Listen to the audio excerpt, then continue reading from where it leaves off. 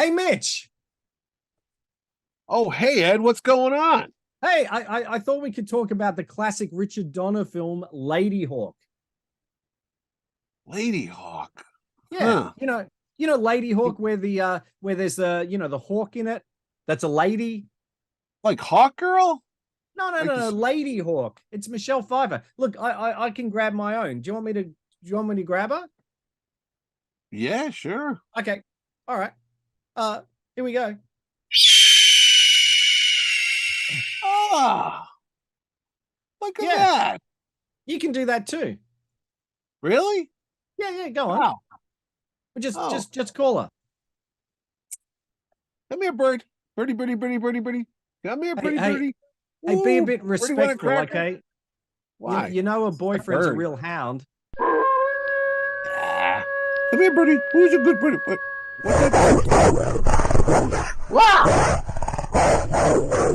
Let's just start the show.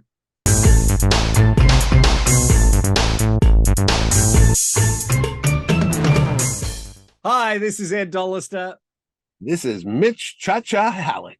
and welcome to another exciting episode of Mitch and Ed's Excellent Adventure. If it's your first time here, thanks so much for joining us. If you are a regular viewer, thanks so much for coming back. Mitch, before we talk about today's topic, what can you do to find out a little bit more about our show? Oh, and to subscribe to this wonderful epic that we're about to talk about, it's as easy as putting an evil spell on a beautiful young woman and turning her into a hawk. All you have to do is hit the subscribe button below, and you will be notified if you hit the bell as well when me and Ed go on another mysterious journey into the past, looking at movies, TV, toys, and more right here on Mitch and Ed's Excellent Adventure. That was That's it. good. That was almost You were going to Shatner-esque at the subscribe. You delivery. were going to. I was going to make you subscribe. That's how good that Wow, delivery was. I'm subscribing right now. You know what I we are saw. talking about today? We are talking about the 1985 sort of not a cult. Well, maybe it's a bit of a cult classic, but it didn't really make a big impact when it came out. Richard No, Donner's Ladyhawke. Did you see this in cinemas, Mitch? I did see it in cinemas, Ed. I did indeed. In fact, I was looking forward to it because I thought the premise was really cool. It was a fantasy film. It had Matthew Broderick, who I knew from War Games. Yes. It had Rutger Hauer, who I knew from Blade Runner and Night Hawks. Yes. And it had a beautiful young actress who I had seen in Grease 2, which was not Yes. beautiful. The And lovely Scarface. and Scar. I never saw Scarface. I don't see gangster movies, but anyway, the amazingly beautiful to this day too. I just saw her last night. Michelle Pfeiffer and Ladyhawke, directed by Richard Donner, who I knew from Superman. Dun, dun, dun. Yeah, I know. You would think this would be a fantastic hit. Around that time, we've spoken about it in our The Sword and the Sorcerer, Conan the Barbarian, the Excalibur came out a little Crawl, bit Dragon earlier. Slayer. Yeah, Yep. Hollywood couldn't stop making these movies. Yeah. But they did eventually, and this film wasn't a hit when it came out. It cost $20 million to make. It only made $18 million. And I was looking at the guess what made more money than this in the top films of 1985? Oh, more money than this in 1985. I'm going to say Gremlins was 84. Yep. Well, Um, that was a given. oh, Yeah. Cobra, I don't know if Cobra did, but Stallone. you know what did? Wow. Young Sherlock Holmes made more money than this. We should do that one day because that's I a know we great. should. I It's a love great that movie. movie. But So, no, yeah. why not? Why not this? I mean, it's just as look, man. The premise of this movie, the action, the excitement. It's just up there with Young Sherlock Holmes. Why It's a not? great romantic movie. I think, maybe people didn't thought it was going to be maybe an action movie, but it wasn't really. There were action elements. You know Maybe what? yeah. Now that you just said that, people didn't know what to expect because look, there wasn't a lot of behind the scenes stuff. There was no internet that you couldn't really publicize. All you had was a couple movie posters, a couple ads in the newspaper, maybe a radio ad, and maybe a TV spot, and that's all you had going for you. And at the time, Rutger Hauer was not a household name. Michelle Pfeiffer was not a household name, and Matthew Broderick was kind of a cool guy. And this is before Ferris Bueller's Day Off. It certainly So he was. was And guess not what? Matthew what. Broderick actually had top billing in this film over Rutger Hauer and Well, Michelle over Pfeiffer.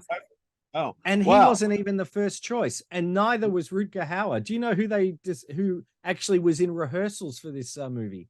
oh, this movie has an interesting casting history. Dustin Hoffman and I was it Kurt Russell? So Kurt Russell was going to play the Rutger Hauer Yeah, character, and he got the to knight. rehearsals and just something fell No, through. he didn't like the helmet. If you look at, So there's a very distinct helmet that Rutger Hauer wears with the three like visors across. And what I had heard is Kurt Russell said, I'm not wearing that." So that's what he balked on that and he left. But the Dustin Hoffman part, he was going to be the thing. Let's talk about it. People don't know what we're talking about. Why would you be watching the show? But that's right. it's a story about a knight, Rutger Hauer's character, who falls in love with this beautiful maiden, Michelle Pfeiffer. But there's a jealous bishop or so, and he doesn't want her to go with him. So he puts a spell on her so they can't see each other. So as the sun goes down, Rutger Hauer becomes a wolf, like not a That's werewolf, right. but a real big black wolf. Yeah, a And black then, wolf. and at dawn, when his spell ends, Michelle Pfeiffer becomes a hawk that flies around, and so there's only And one brief they moment. never can meet. They can spend They to can only all see each other for a eternity second. together, but Yeah, they don't even it's like never can meet. And they the never can bishop meet up is with each played other. by a wonderful actor who most people would know as Falcon from War Games. Yeah, Again I was with going to say the guy from War Games, the other yeah, Matthew John Broderick. Wood. John Again Wood. Yeah, with Matthew Broderick, and there's it's a little bit Shakespearean it is. in its story. You've got Leo McKern, a great Australian actor, who Hmm.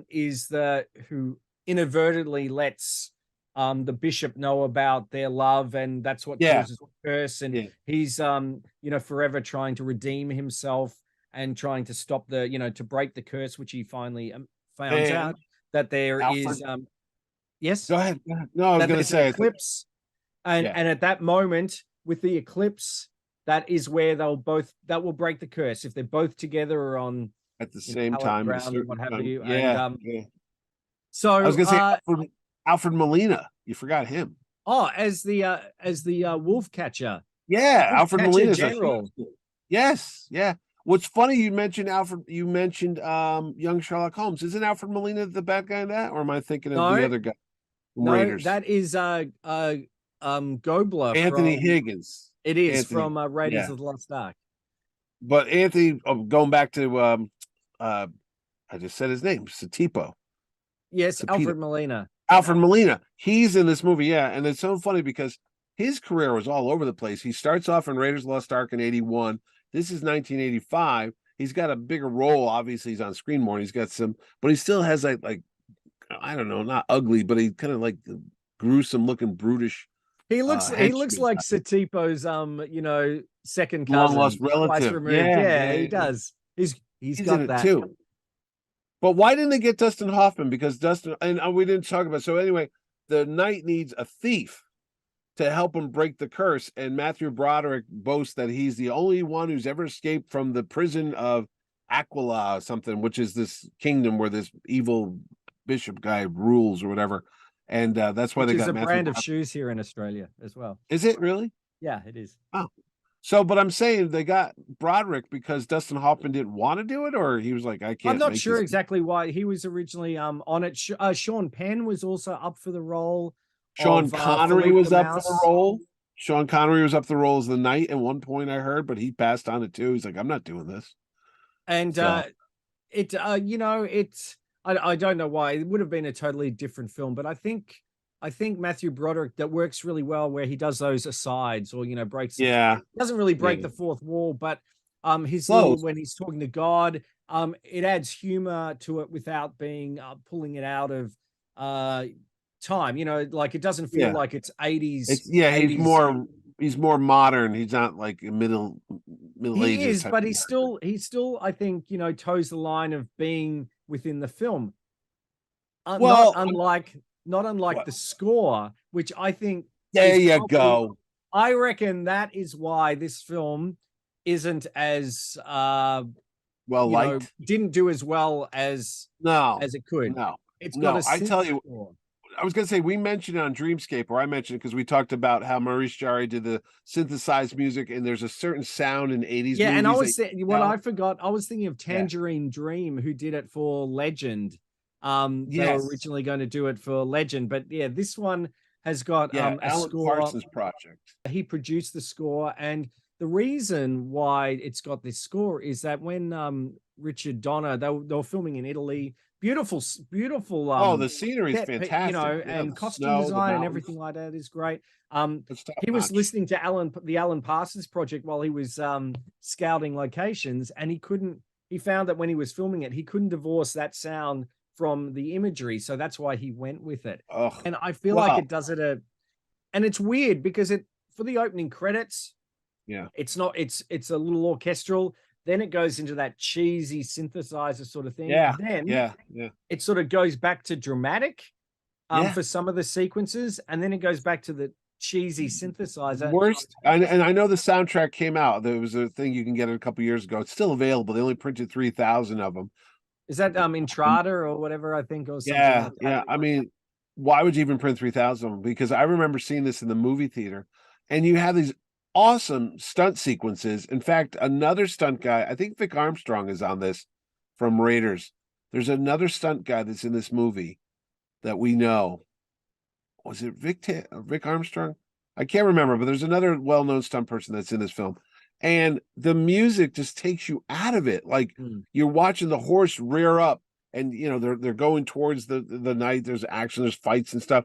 And you hear this music. It's almost like watching the Batman TV show where they would play like this funky 60s groovy music, It doesn't gel with this at all. No, And it makes it look it's cheap. It seems it's cheap. cheap. Not only this, I'm thinking the Alan Parsons I know, because I remember Alan Parsons, and you could correct me because you're more musically oriented than I am, but wasn't Alan Parsons' project they would pick different types of music, different genre for every album, and that's what it was all about. It was like experimental kind of music, like he'd I do a mean, 50s they did doo-wop do and sort of concept albums and things like that. And yeah, I think, concept like albums. Yeah, right.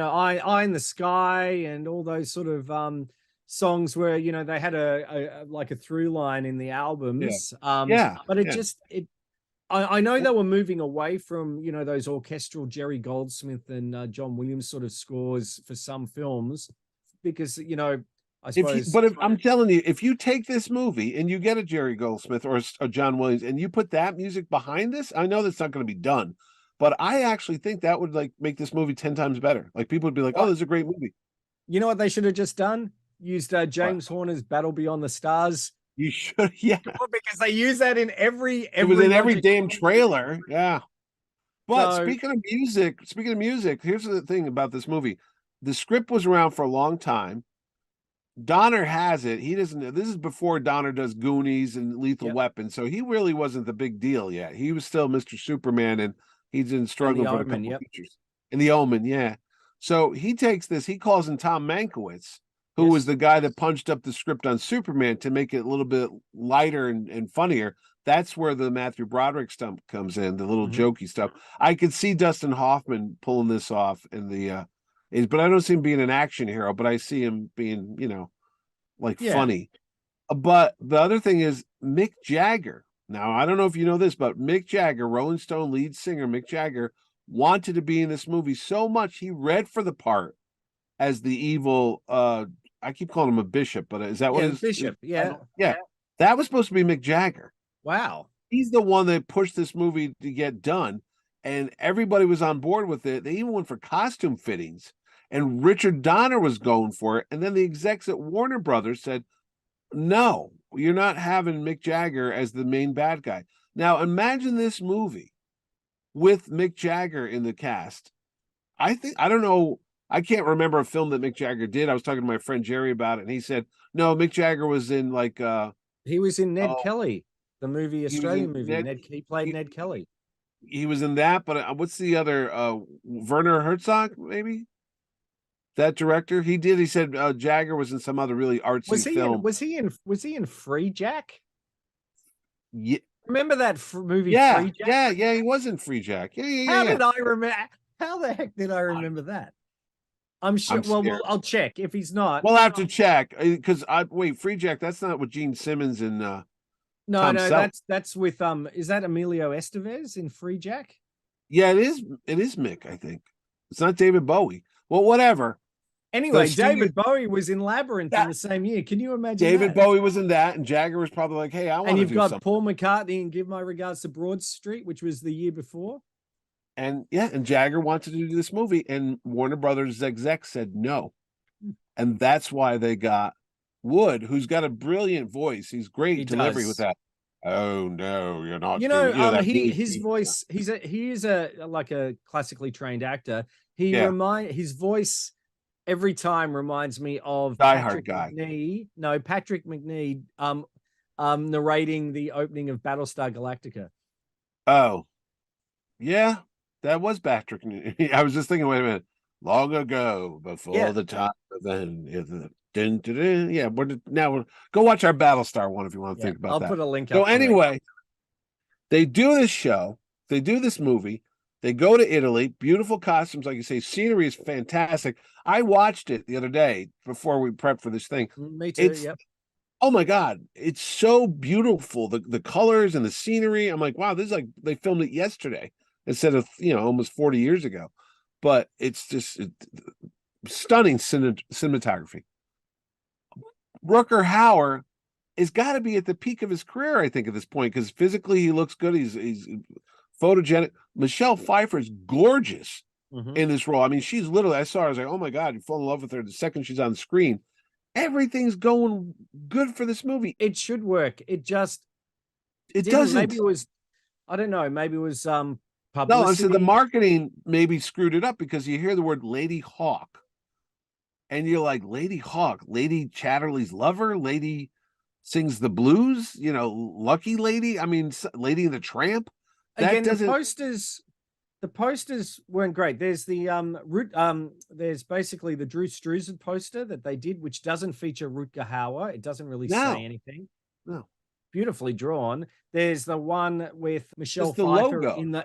in a black Hood. hood, Yeah. and it doesn't Yeah. really, a lot of text. It doesn't really explain No, everything. I remember the graphics in the newspaper, and it was just like the script, the font they used for the word Ladyhawke, and it was just like you said, a silhouette of like maybe Michelle Pfeiffer's eye or something, or her face, and I'm like, well, what the hell's that? It You know, was it was a bit of a terrible shame because marketing. it is a fantastic movie. There was no merchandise Oh God, no, there was not going available. to be any merchandise. No, No, there wasn't not even a even. novelization that I I was could going to say, well, find. there's a novelization. No, I couldn't find one. Nowadays, you can go on Etsy and you can get, like a T-shirt or something like that. But that's about it, apart from the posters. It yeah, is available on Blu-ray. It's on Disney Plus. If you want to watch it. is Uh, it? yeah, Well, it maybe in is. your area, it's not on mine. Okay, yeah, it's on Disney Plus in Australia, so Yeah. it's certainly worth watching if you haven't watched it, or like me, I haven't seen it for many years and just watched it the other night, and it's a really a good I know. film. I just remember Rutger Hauer being on that horse with the black suit and everything like that. And I was like, Yes, and wow, this. I do know he was one thing that he was most proud of at the end. He has a dagger, and Yeah. he flips the dagger without looking and catches it and throws it, which is really cool. I mean, and think Richard Donner, this came out in April, Yeah. and just a few months later, Goonies came out. So he was working Right. on this and Goonies at the same, well, not at the same time, but Yeah. Yeah. within Yeah. that same time frame. So obviously Goonies, that was I think the ninth most successful film in 1985, and it was yeah, well, a lot more Yeah. successful, that's for sure. The So Ladyhawke. Yeah. So there it is. I mean, we talk about it. It's a misfire by the studio. It's a good movie. Soundtrack sucks. There's no, you can't get around that. The music's yeah, terrible. And yeah, I don't, it's I, I don't know if the music would have sabotaged this film because you'd have to see it. no, I know, It doesn't but it help. just it no, it does it just pulls you out, and I think there's no gravitas to the scenes because it makes it a bit Mm, like cheesy, lighthearted, which is not what it is. It's because the performances are all fantastic. They're I mean, yeah. I'm sure they didn't think that there's going to be, a Casio tone synthesizer going on in the background while they're Right. trying No, to no. do But that. it's funny. So, I do remember the movie though. As soon as I said Ladyhawke, I was like, oh, I remember. I liked it. I yeah, saw it in the theaters. There wasn't many people in the theater with me. I remember seeing it with like 6 people, and it was like yeah, a matinee. That's it. You saw it and you forgot about it an hour later. You're like, yeah, yes, let's go see Goonies. Let's go see something else. that's right. So it is well worth watching. And you know what else is well worth watching, Mitch? Us? Yes. So, how can you find out a little bit more about some of our other shows? Because did you know that looking at the analytics, 70% of our viewers haven't subscribed? You sons of bitches. Why the hell not? You know how long Ed works on these things? 8 hours, my man. 8 hours this man gives up of his life for your free entertainment. And all you have to do to say thank you is hit the subscribe button below. And you'll be notified when Ed and I go on another excellent adventure and he kisses 8 hours of his life goodbye. And That's why right. not just hit that like button and say, hey, guys, keep up the good work. And That that's would it, be, Ed. That's all I that's have. it. That's it. So, signing off for another episode of Mitch and Ed's Excellent Adventure. This is Ed Dollister. And this is Mitch Ladyhawke Halleck. And we'll see you in nice alabaster skin you've got there, Mitch. You like that? Look at it. I do. It's like Michelle Well, Pfeiffer-esque. it is. We'll see you next time.